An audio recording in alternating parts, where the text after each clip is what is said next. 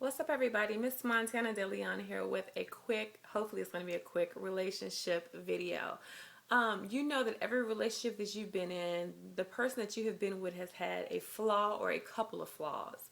The relationship that you're probably in now, the person, not probably, most definitely has a flaw or a couple of flaws that you don't necessarily like. This is the thing. Every person that you deal with will not be perfect, will not be everything that you want on your list. But if they're at least 80% of what you want, roll with that, because if you keep looking for perfection, you will not find it. You will be jumping from relationship to relationship. True enough. So if the person that you're with now has a flaw or a couple of flaws that you're just having a hard time dealing with, keep in mind that the next relationship that you get into, it's going to be the same situation. They're going to have a flaw or a couple of flaws that you're not going to want to deal with. Now, what you have to do is stop and think about every relationship previously that you've had and you guys are broken up, and think about the flaws that they've had. And now think about the person that you are with now and the flaw that they have, or the flaws that they currently have.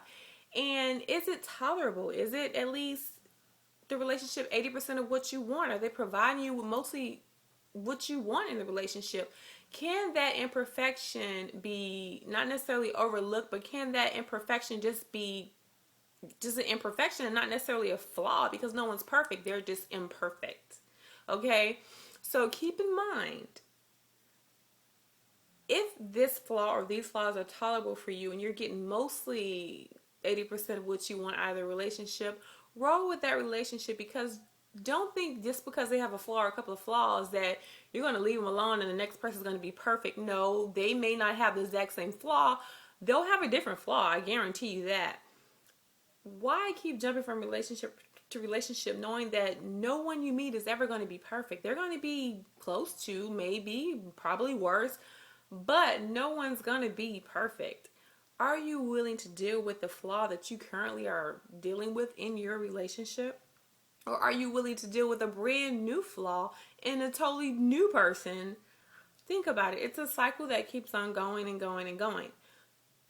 Work with what you have. People always think that the grass is greener on the other side. In this situation, if you fertilize, invest, and work with what you got, water that grass, it'll be as green as you want it to be. You gotta stick with it. Relationships are hard work, but you gotta love the person enough to deal with it, because if you love them enough and you stick by them enough,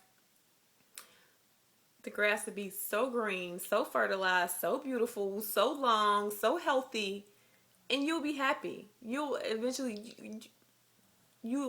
be happy. Put your green thumb to work, invest, put in work, so whatever it is you need to do into your current relationship, and over time you'll get what you want.